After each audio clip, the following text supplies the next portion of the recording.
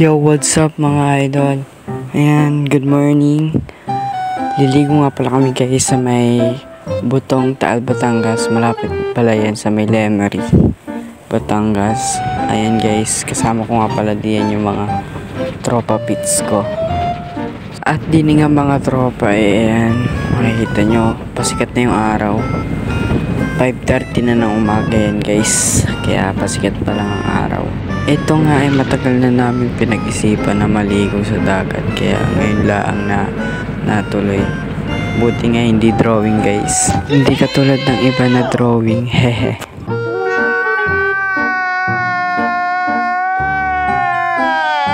By the way mga idol, nag-stop over nga pala kami guys sa may Santa Teresita. Bumili nga pala kami guys ng ng baboy at isda. At makakalimutan ko pa, gulay nga pala guys, bumili din kami. At din nga mga idol ay malapit pala kami sa may Taal. Dito nga lang pala kami guys sa may Balisong pa lang. At din nga mga idol ay madadaanan din natin ang simbahan ng Taal. Ayan guys, di natin makakalimutan yan. Napakaganda, napakalaking simbahan ng Taal.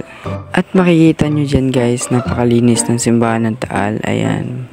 At nandito na kami mga idol. Ayan, nagparking nga lang pala kami guys ng sasakyan.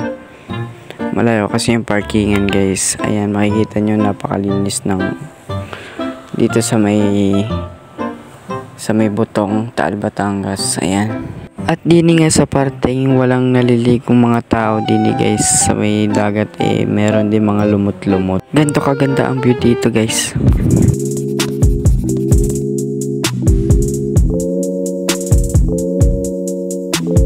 Pagtapos ko nga ipakita sa inyo yung view guys ng dagat is, ayan, makikita nyo, papakita ko dyan guys. Hehe. Naligo na pala ako guys dito guys. Ayan.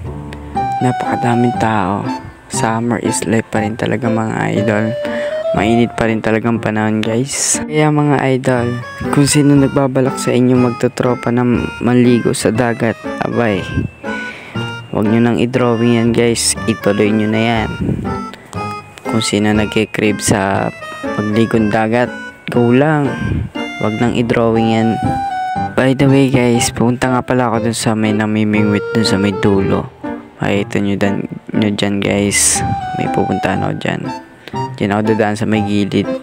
Namangha kasi ako guys, napakalalim na ng tubig, napakalayo na niya sa may lupa, sa may buhangin guys.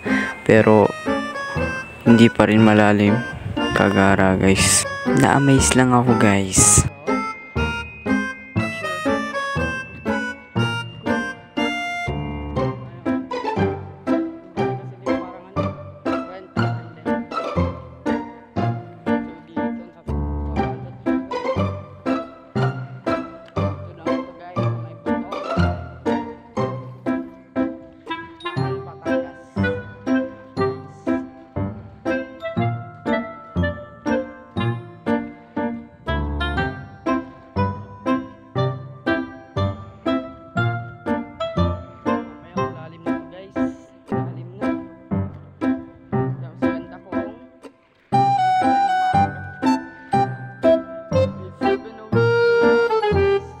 Pagtapos kong ilibot yung mga dagat dito guys is, ayan, tamang banlaw lang ako ng paa ko kasi napakarumi guys, dahil buhangin.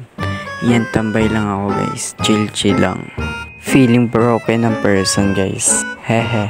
Pagtapos kong tumambay dun sa may pinuntahan ko, ayan, kumain muna ako pagka uwi ko.